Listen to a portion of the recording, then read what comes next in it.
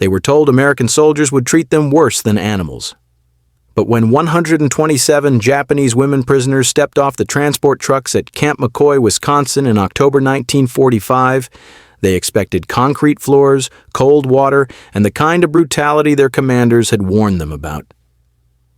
Instead, what they discovered behind those barbed wire fences would shatter everything they believed about their captors and force them to question everything they thought they knew about honor, mercy, and what it truly meant to be human. If stories like this fascinate you, make sure to hit that subscribe button. These forgotten moments from World War II reveal truths that textbooks often overlook, showing us that even in humanity's darkest hours, unexpected kindness can emerge from the most unlikely places. The autumn wind cut through Wisconsin like a blade, carrying the smell of dying leaves and the promise of a brutal winter ahead. The women huddled together in the back of the military trucks, their thin cotton uniforms offering little protection against the October chill. Most were young, between 18 and 30, though a few older women sat among them with the hollow stare of those who had seen too much. They had served as nurses, clerks, radio operators, and translators across the Pacific Theater, working in field hospitals and communication centers from the Philippines to Okinawa. Now they were prisoners of war in a foreign land, thousands of miles from everything they had ever known. The landscape rolling past the canvas flaps of the trucks looked alien to them. Endless forests of maple and oak trees blazed with colors they had never seen, reds and golds that seemed to set the entire world on fire. In Japan, autumn meant subtle yellows and the quiet beauty of cherry leaves falling like snow. This American autumn was bold, almost violent in its beauty, and it frightened them. Keiko pressed her face against the rough canvas, watching the strange countryside pass by. She was 23 years old, a former field nurse who had tended wounded soldiers in a field hospital outside Manila. Her hands, once steady enough to remove shrapnel from a soldier's chest, now trembled as she gripped the side of the truck. Beside her, Yuki sat in stoic silence, her eyes fixed on some invisible point in the distance.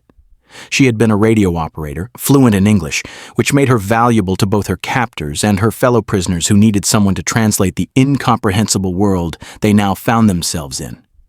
The trucks rumbled through small Wisconsin towns where American families went about their daily lives, completely untouched by war. Children played in front yards while mothers hung laundry on lines. Men in work clothes walked home from factories that had been producing weapons and ammunition just months before. The normalcy of it all was staggering. These people lived in a country that had been fighting a global war, yet their home stood intact, their families whole, their lives continuing as if the destruction that had consumed the Pacific was nothing more than a distant nightmare. As the convoy approached Camp McCoy, the women could see guard towers rising against the gray sky. Barbed wire gleamed in the afternoon sunlight, and American soldiers walked the perimeter with rifles slung across their shoulders. This was it. This was where they would face whatever fate awaited them. The trucks passed through the main gate and came to a stop in a large courtyard surrounded by wooden barracks. The women climbed down slowly, their legs stiff from hours of travel, their hearts pounding with fear and uncertainty. An American officer approached, a man in his 30s with kind eyes and a weathered face that spoke of years spent in the Pacific Theater. He had seen the aftermath of battles, the destroyed cities, the countless dead. Through a Japanese-American interpreter, he addressed the group of women standing before him. His words were simple and direct. They would be processed, given medical examinations, assigned quarters, and provided with food and clothing. They were prisoners of war under the protection of the Geneva Convention, and no harm would come to them while they remained in American custody. The women listened to these words with deep suspicion. They had been taught that Americans were savage, that they showed no mercy to prisoners, especially to Japanese prisoners. The propaganda had been clear and consistent. Americans were racist monsters who would torture and humiliate anyone unfortunate enough to fall into their hands. Yet here was this officer speaking of protection and medical care as if these things were simply expected, as if treating prisoners with basic dignity was the most natural thing in the world. The processing began immediately. The women were led into a large building that had been converted into a reception center. Inside, American female personnel waited to conduct medical examinations and distribute supplies. The presence of women in positions of authority was the first shock. In the rigid hierarchy of the Japanese military, women served in support roles but never held positions of real power. Yet here were American women in uniform, giving orders to male soldiers, making decisions, and treating the Japanese prisoners with a professional respect that felt completely foreign. Dr. Elizabeth Harrison, a military physician from Minnesota, conducted the medical examinations with gentle efficiency. She checked each woman for signs of injury, malnutrition, and disease, all while maintaining a demeanor that was both professional and surprisingly compassionate. When she discovered that several women were suffering from infections and malnutrition, she made immediate arrangements for treatment. No questions were asked about how they had sustained their injuries or why they were in such poor health. There was simply an acceptance that these women needed medical care, and providing that care was both a legal obligation and a moral imperative. The contrast with their previous experiences was stark and disorienting. In the Japanese military medical system, patients were expected to endure pain silently and without complaint. Medical supplies were always scarce, and treatment was often rough and impersonal. Here, American medics explained what they were doing before they did it, asked permission before touching patients, and showed a level of concern for patient comfort that seemed almost excessive to women who had been trained to expect nothing but harsh efficiency from medical personnel. After the medical examinations, the women were given clean clothes and shown to their quarters. The barracks were simple wooden structures, but they were clean, well-maintained, and equipped with real beds. Not mats on the floor, not bunks stacked 3 high, but individual beds with mattresses, pillows, and warm blankets. Each woman was assigned her own space, her own small trunk for personal belongings, and access to washing facilities that included hot water and soap. Keiko sat on the edge of her bed, running her hand over the wool blanket that covered it. The material was thick and soft, warmer than anything she had slept under in years. The pillow was filled with actual feathers, not straw or rags. The mattress gave slightly under her weight, conforming to her body in a way that promised actual rest rather than the fitful sleep she had grown accustomed to on hard surfaces in overcrowded conditions. That first evening, as darkness fell over the Wisconsin countryside, the women gathered in the mess hall for dinner.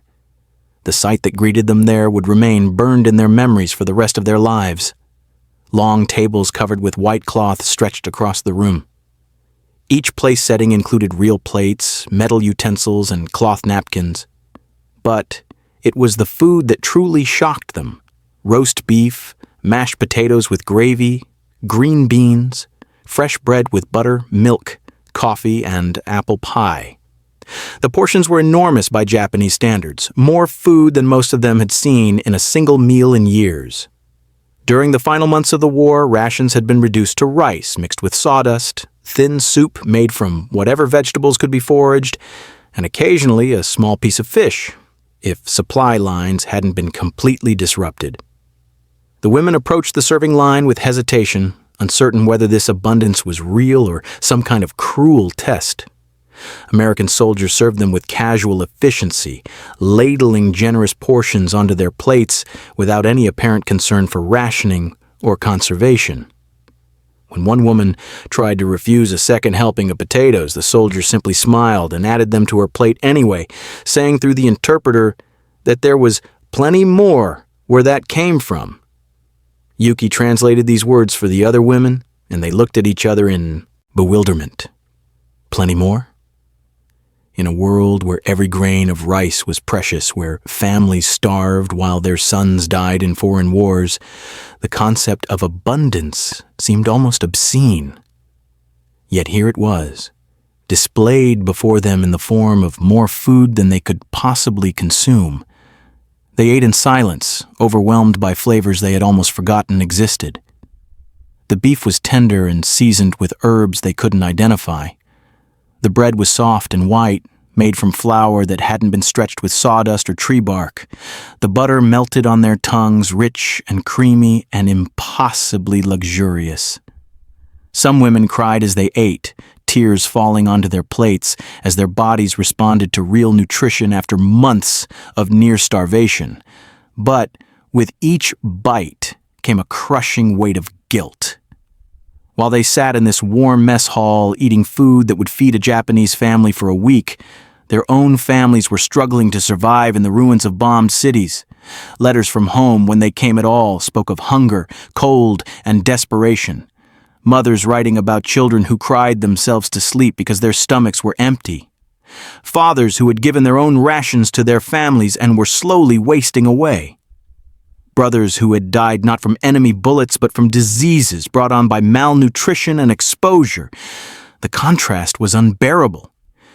Here they were, prisoners of war, eating better than they had ever eaten as free citizens of the Japanese Empire. The enemy was feeding them while their own people starved. The enemy was providing medical care while their own wounded went untreated. The enemy was offering them dignity and respect while their own commanders had told them that capture meant dishonor worse than death. As the days passed, a routine developed that felt surreal in its ordinariness. The women woke at 6:30 to the sound of a bell, not harsh shouting or physical prodding. They made their beds, washed in facilities that provided hot water and real soap, and reported to the mess hall for breakfast. Oatmeal with brown sugar, scrambled eggs, toast with jam, fresh fruit, and coffee. Every morning, this feast appeared as if by magic, prepared by American cooks who seemed to take genuine pride in providing good food to anyone who needed it. Work assignments were distributed after breakfast, but these were unlike any work details the women had experienced in their military service. They were asked to help with laundry, kitchen duties, cleaning, and basic maintenance around the camp. But the work was light, the supervision was gentle, and breaks were frequent. No one screamed at them for working too slowly. No one struck them for making mistakes. When they didn't understand instructions, American supervisors would demonstrate patiently until the task was clear. Most shocking of all, they were paid for their work. Not much, just small amounts of camp currency that could be used at the canteen, but the very concept of compensation for prisoners of war was revolutionary. With their earnings, they could buy chocolate, cigarettes, writing paper, soap, and small luxury items that made their captivity feel less like imprisonment and more like some strange form of employment. The psychological impact of this treatment was profound and disturbing. Everything they had been taught about honor, duty, and the nature of their enemies was being systematically dismantled by simple acts of human decency. The Americans weren't behaving like the savage monsters described in Japanese propaganda. They were behaving like people who believed that basic human dignity was non-negotiable, even in wartime, even when dealing with the enemy. With the enemy. The camp library became another source of bewilderment.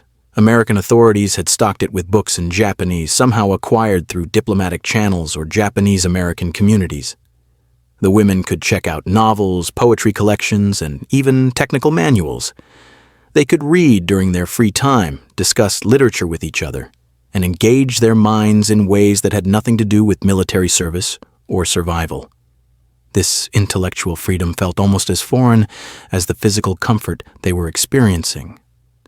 Keiko found herself drawn to a collection of Japanese poetry that someone had donated to the library. As she read familiar verses about cherry blossoms and mountain streams, she felt a connection to the home she had lost. But even this simple pleasure carried its burden of guilt. While she sat in a comfortable chair reading poetry, her younger brother was somewhere in the ruins of Yokohama, probably searching through rubble for anything edible. The hot baths came in November, just as the Wisconsin winter began to show its teeth. The women woke one morning to find snow covering the ground and ice forming on the windows of their barracks.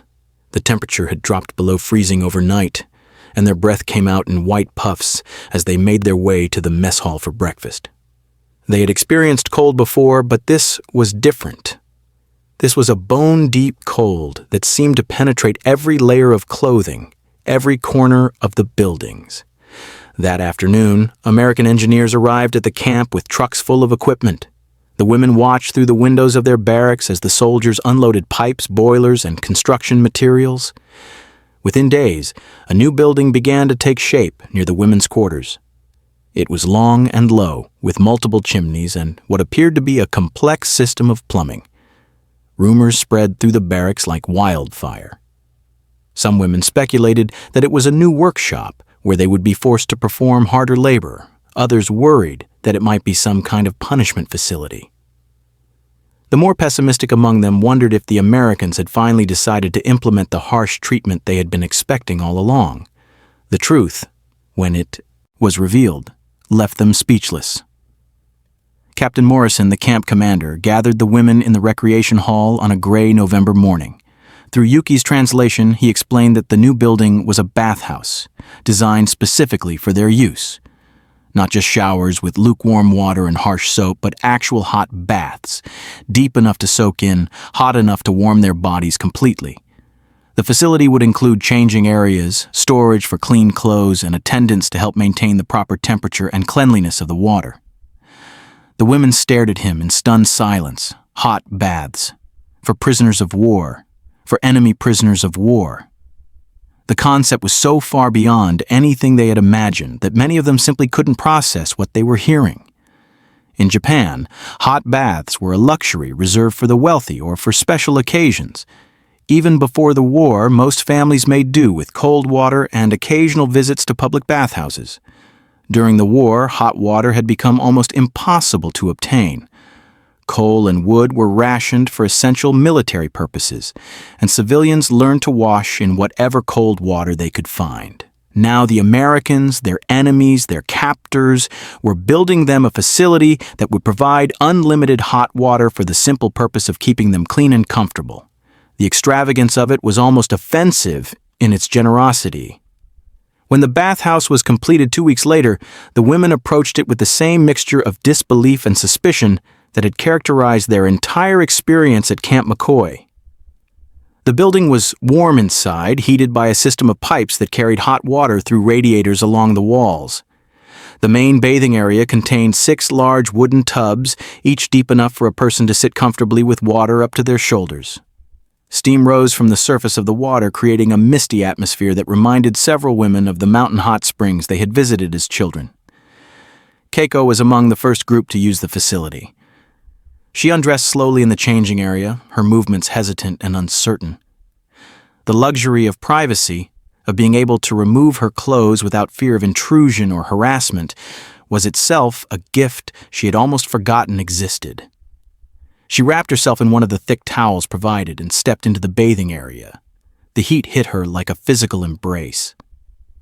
The air itself was warm and humid, carrying the clean scent of soap and hot water.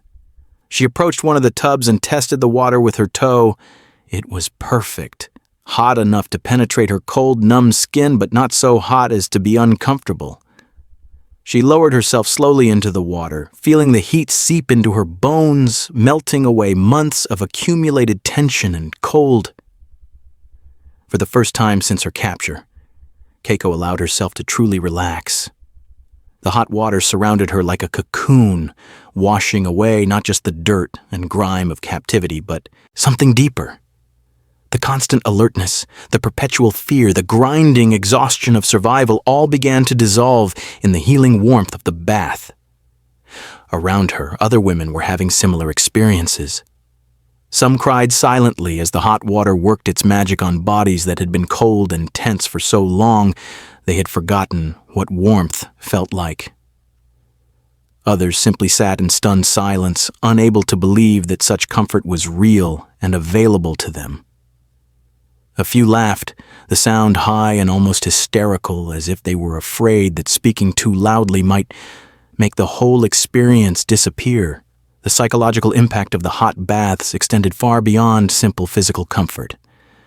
For these women, bathing had become associated with shame and vulnerability.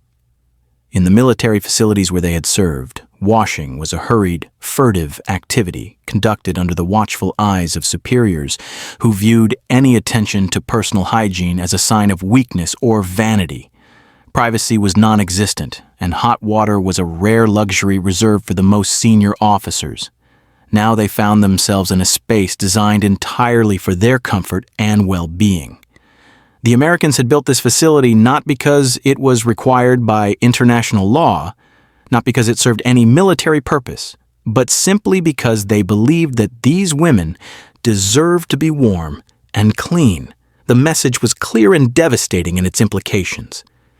They were seen as human beings worthy of dignity and care, even though they were prisoners, even though they were the enemy. The routine of the hot baths became one of the most cherished parts of their week. 3 times a week, different groups of women would spend an hour in the bathhouse soaking in water that never seemed to run cold, using soap that smelled of flowers instead of the harsh lye they had grown accustomed to. Some women used the time to talk quietly with each other, sharing memories of home or speculating about what the future might hold. Others preferred to soak in silence, lost in the simple pleasure of being truly warm. Yuki found that the baths helped her think more clearly about her situation. As she sat in the hot water, feeling the heat penetrate muscles that had been tense with fear and uncertainty, she could examine her experiences at Camp McCoy with something approaching objectivity. The Americans were not behaving like conquerors dealing with defeated enemies. They were behaving like people who had a job to do and were determined to do it according to principles that seemed to value human welfare above military necessity. This realization was both comforting and terrifying. If the Americans were capable of such unexpected kindness, if they could build hot baths for enemy prisoners simply because those prisoners deserved to be comfortable, then what did that say about the propaganda she had been fed her entire life? What did it say about the nature of the war they had been fighting? What did it say about the society she came from, where such gestures of basic human decency were unthinkable between enemies? The hot baths became a symbol of everything that was confusing and contradictory about their captivity. They represented abundance in a world of scarcity, comfort in a time of suffering, and dignity in a situation where they had expected only humiliation. Every time they lowered themselves into that perfect hot water, they were forced to confront the possibility that everything they had been taught about their enemies might be wrong. The guilt that accompanied this comfort was crushing. While they soaked in hot water that would have been a miraculous luxury for their families back home, those families were facing the worst winter of the war. Letters from Japan, when they arrived at all, painted pictures of desperate suffering. Cities without heat, families burning furniture to stay warm, children dying from diseases that proper nutrition and warmth could have prevented. The contrast between their own situation and that of their loved ones was almost unbearable. Some women tried to refuse the baths, declaring that they could not accept such luxury while their people suffered. But the Americans made it clear that regular bathing was not optional. It was a matter of health and hygiene, essential for preventing disease in the confined quarters of the camp. The women were required to use the facility, required to accept this gift of comfort, whether they felt they deserved it or not. This forced acceptance of kindness became its own form of psychological warfare. The Americans were breaking down their resistance not through cruelty or deprivation, but through relentless generosity. Every hot bath, every warm meal, every small gesture of consideration was another crack in the wall of beliefs that had sustained them through years of war and hardship. They were being killed with kindness, destroyed by mercy, and conquered by compassion. The winter deepened, and the hot baths became even more precious. Outside, snow piled higher around the barracks, and the Wisconsin wind howled through bare trees with a ferocity that reminded the women how far they were from the warm climates of the Pacific Islands where many of them had served. The Americans responded to the cold by increasing the frequency of the baths and ensuring that the water was even hotter, providing a refuge of warmth that seemed to mock the very concept of wartime deprivation, privation.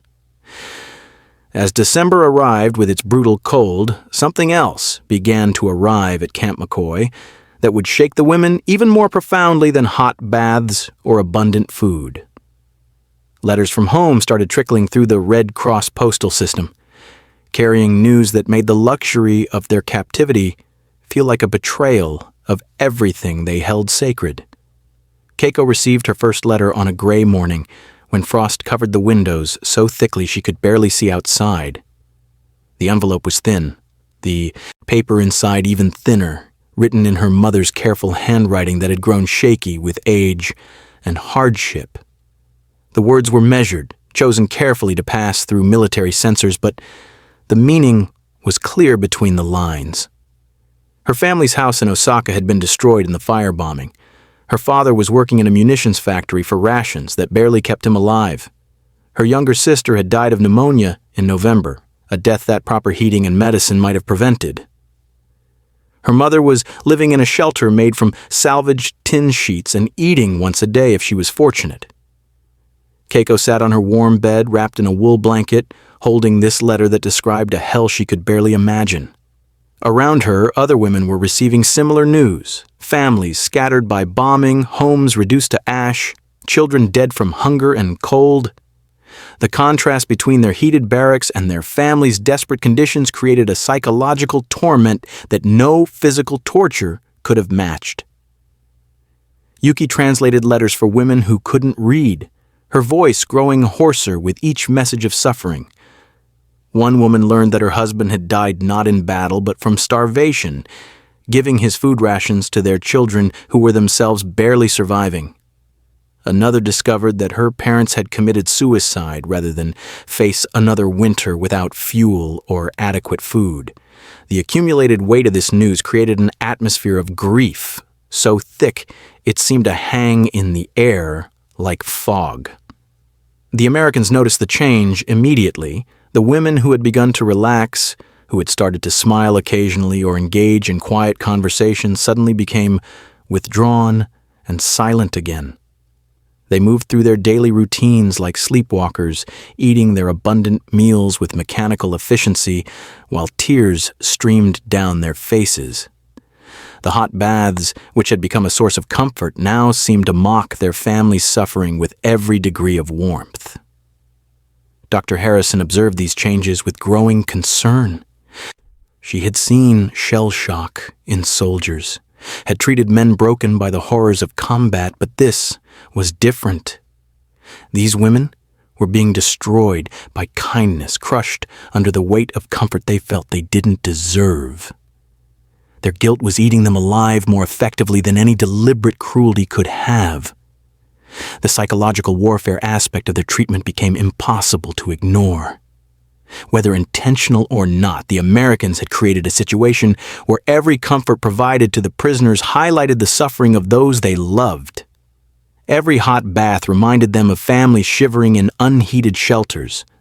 Every warm meal underscored the hunger of children back home. Every clean bed emphasized the desperation of relatives sleeping on cold floors in bombed-out buildings. Captain Morrison called a meeting with his staff to address the deteriorating mental state of the prisoners. The Baozinting camp's purpose was not to break these women psychologically, but to house them safely until they could be repatriated.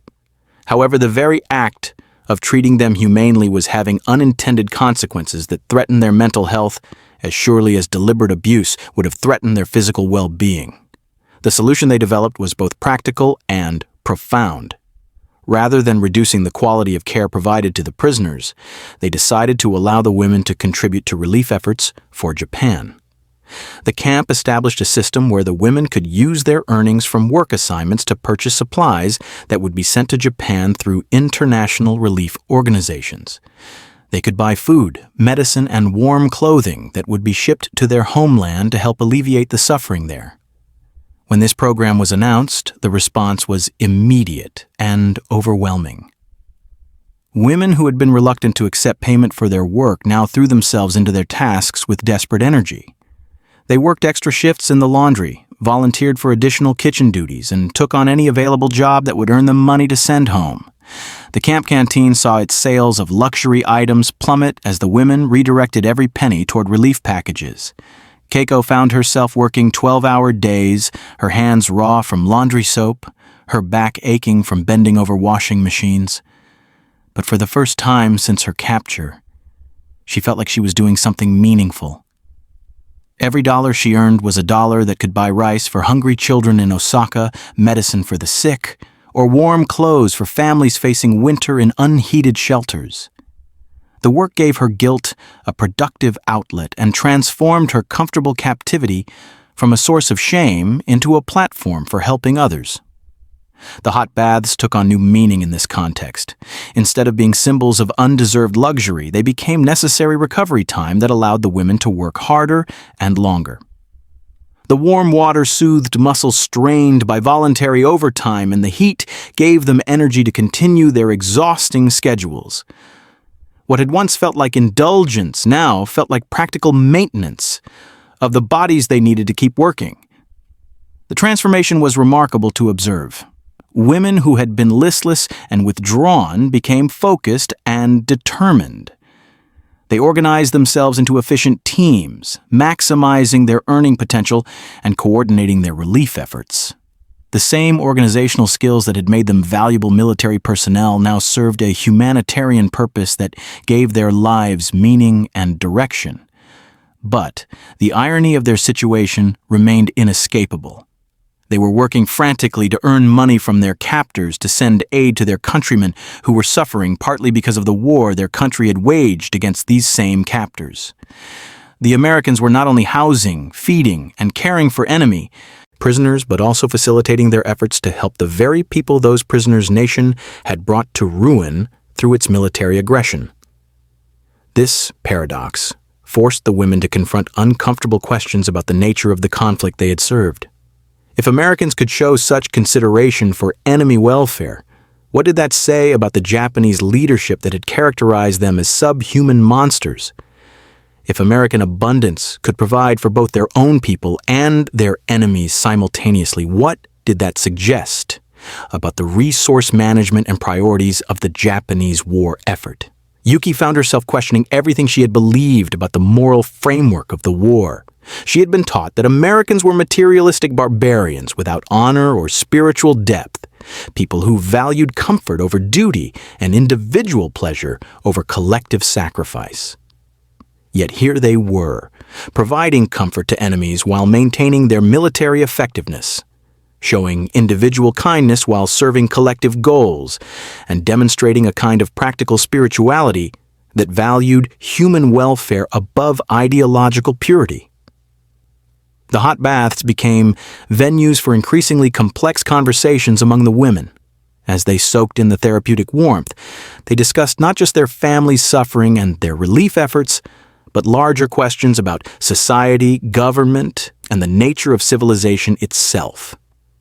They compared the Japanese concept of honor, which emphasized death before dishonor and absolute obedience to authority, with the American approach that seemed to prioritize practical human welfare and individual dignity.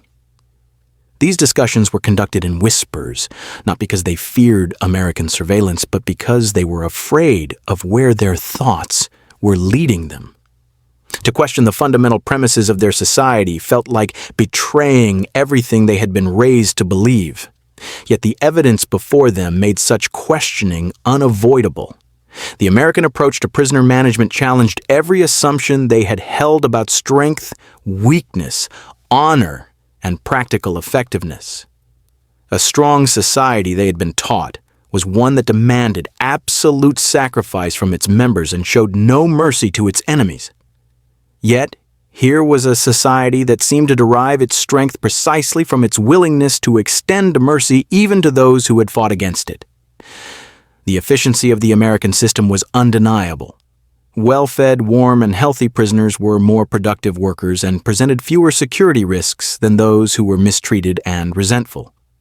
The hot baths and good food were not just humanitarian gestures, but practical investments in maintaining order and productivity.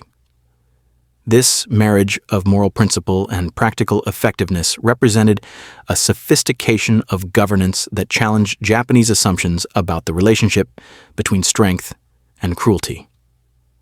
As winter deepened and the relief efforts intensified, the women began to develop a complex relationship with their captivity that defied easy categorization.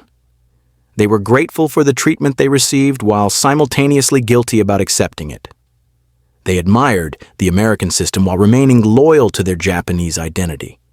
They worked frantically to help their suffering countrymen while depending entirely on American resources and organization to do so.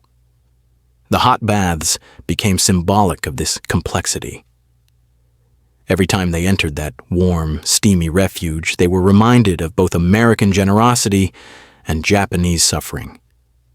The heat that soothed their exhausted bodies also highlighted the cold their families endured. The abundance of hot water demonstrated American wealth while emphasizing Japanese poverty. The luxury of privacy and comfort contrasted sharply with the crowded desperation of bomb shelters and refugee camps. Yet they continued to use the baths because they needed them. The physical demands of their increased work schedule required the recovery time that hot water provided. The psychological stress of constant worry about their families made the brief respite of warmth and comfort essential for maintaining their sanity. They were trapped in a cycle where American kindness enabled them to help Japanese suffering, creating a dependence that was both practical and emotionally complex. Dr. Harrison documented these psychological dynamics in her reports, noting that the prisoners were exhibiting a form of adaptive resilience that transformed potential trauma into productive action. Rather than being broken by the contradiction between their comfort and their family's suffering, they had found a way to use their comfort as a tool for addressing that suffering. The guilt that could have destroyed them had instead motivated them to extraordinary efforts on behalf of others. This transformation did not occur without cost. The women were exhausting themselves through overwork, and their emotional state remained fragile. The constant awareness of their family's suffering, combined with the pressure they put on themselves to earn money for relief efforts, created a form of stress that was different from, but no less challenging, than the trauma of combat or traditional imprisonment. The hot baths provided necessary relief from this stress, but they also served as constant reminders of the moral complexity of their situation. Each time they sank into that perfect warm water, they were forced to confront the contradictions that defined their existence. They were prisoners who lived better than free citizens, enemies who were treated with more consideration than their own people had shown to prisoners, and victims of a war who were now dependent on their former enemies for the resources needed to help their own side recover from that same conflict. The spring of 1946 brought new challenges that would test the women's evolving understanding of their captors in ways they never expected. As the snow melted across Wisconsin and the first green shoots appeared in the camp's gardens, rumors began circulating that repatriation was being planned. The war had been over for months, and diplomatic negotiations were underway to return prisoners of war to their home countries. For most prisoners, such news would have brought joy and relief. But for the women of Camp McCoy, the prospect of returning to Japan filled them with a complex mixture of emotions that they struggled to understand. They wanted desperately to see their families again, to help rebuild their shattered country, to return to the culture and language that had shaped their identities. Yet they also dreaded leaving the safety and abundance they had found in captivity. Keiko lay in her warm bed one April morning, listening to the sounds of the camp waking up around her. American soldiers called to each other in English as they began their daily routines. The camp kitchen was already producing the smells of breakfast, bacon, and eggs and fresh coffee that had become as familiar as the sound of her own heartbeat. In a few hours, she would join the other women for their morning meal, then report to her work assignment in the camp laundry, then perhaps enjoy a hot bath in the evening if it was her group's scheduled day. The routine had become so normal that it was hard to remember what life had been like before, but letters from Japan reminded her constantly of the reality waiting for her return. Her most recent letter from her mother painted a picture of gradual recovery but continuing hardship. Food was still scarce, though relief supplies from America and other countries were beginning to arrive.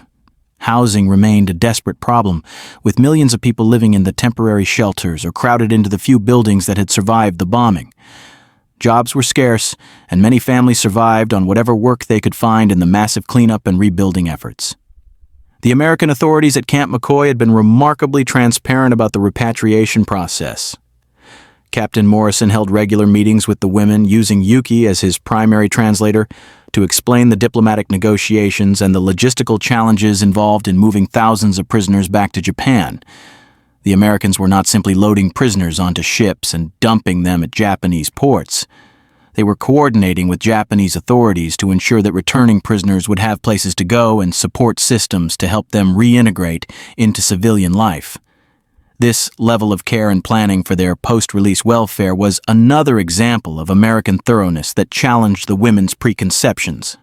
In the Japanese military system, soldiers and support personnel were expected to handle their own transitions and solve their own problems. The idea that a government would take responsibility for ensuring the welfare of individuals, even enemy individuals, represented a philosophical approach to leadership that was fundamentally different from anything they had experienced. Dr. Harrison had been conducting psychological evaluations of all the prisoners scheduled for repatriation, and her findings were troubling. Many of the women were exhibiting symptoms of what would later be recognized as a form of survivor's guilt, mixed with cultural displacement anxiety. They had adapted so thoroughly to American systems and values that the prospect of returning to traditional Japanese society felt threatening and disorienting.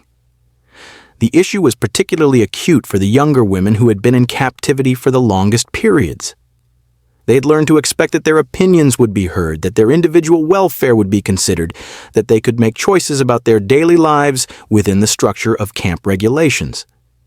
The prospect of returning to a society where women were expected to be silent, obedient, and completely subordinated to male authority was genuinely frightening.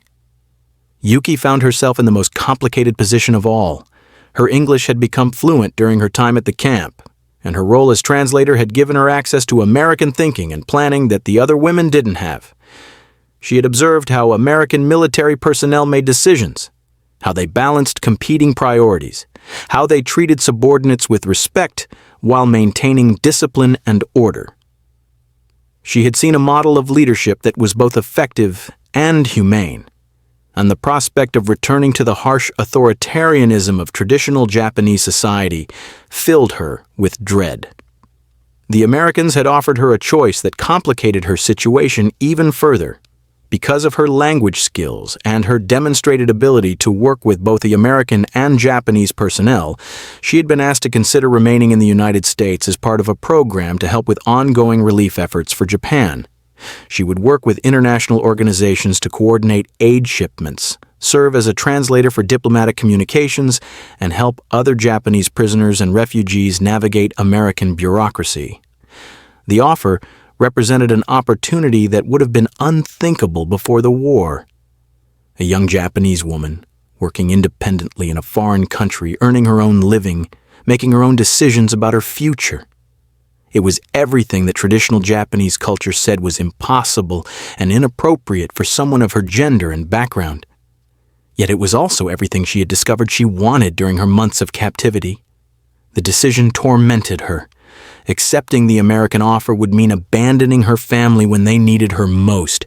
It would mean turning her back on her cultural heritage and choosing personal opportunity over familial duty. It would confirm every accusation that traditional Japanese society would level against her, that she had been corrupted by foreign influence and had lost her essential Japanese character. But refusing the offer would mean returning to a life where her abilities would be wasted, where her opinions would be dismissed, where her individual worth would be measured only by her ability to serve others without question.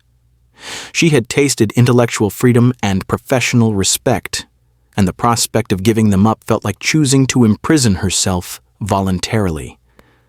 The other women were aware of Yuki's dilemma, and it sparked intense discussions during their evening gatherings. Some argued that she had a duty to her family and her country that transcended any personal desires. Others suggested that her skills could be more valuable in America, where she could continue working to help Japan from a position of influence and resources. Still others worried that her choice would be seen as a betrayal that would reflect poorly on all of them.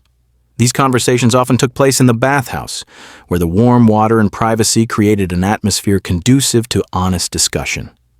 The hot baths had become more than just physical comfort. They were a space where the women could examine their thoughts and feelings without the pressure of maintaining proper appearances. The steam seemed to dissolve the barriers between them, allowing them to admit fears and desires they couldn't voice anywhere else. Keiko found herself envying Yuki's choice, even as she sympathized with the difficulty of making it. She had no special skills that would make her valuable to American organizations. No reason to be offered the chance to stay. Her path was clear. She would return to Japan, find whatever remained of her family, and try to rebuild a life from the ruins of the old one. But the months at Camp McCoy had changed her in ways that would make that rebuilding more challenging than it might have been.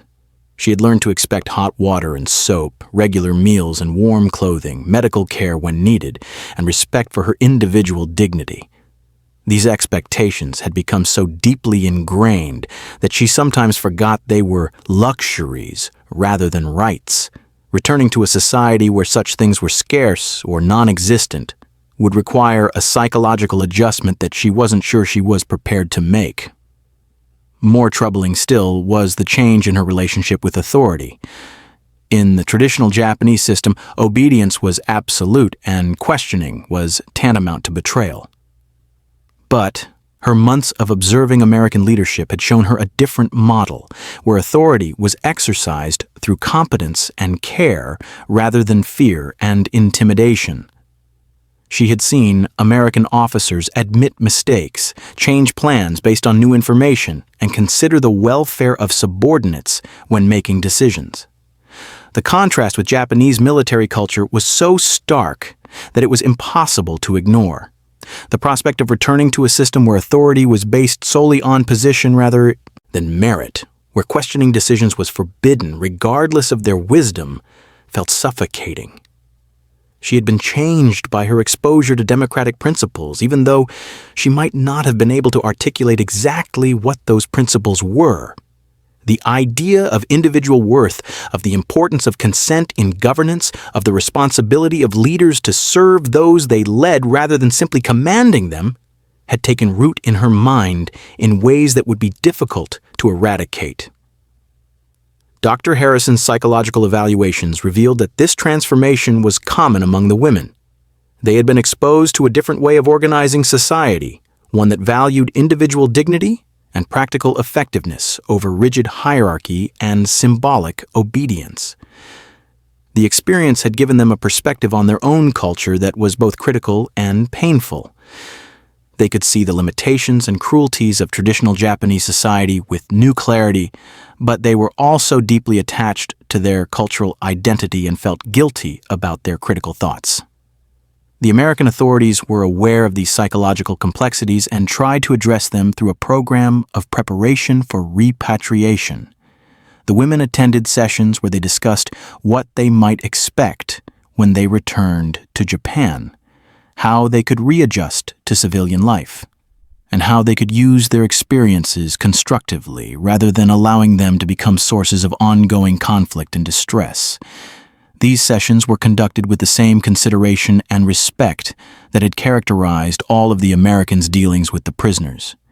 The women were encouraged to express their fears and concerns, to ask questions about what they might encounter, and to develop strategies for managing the cultural transition they would face.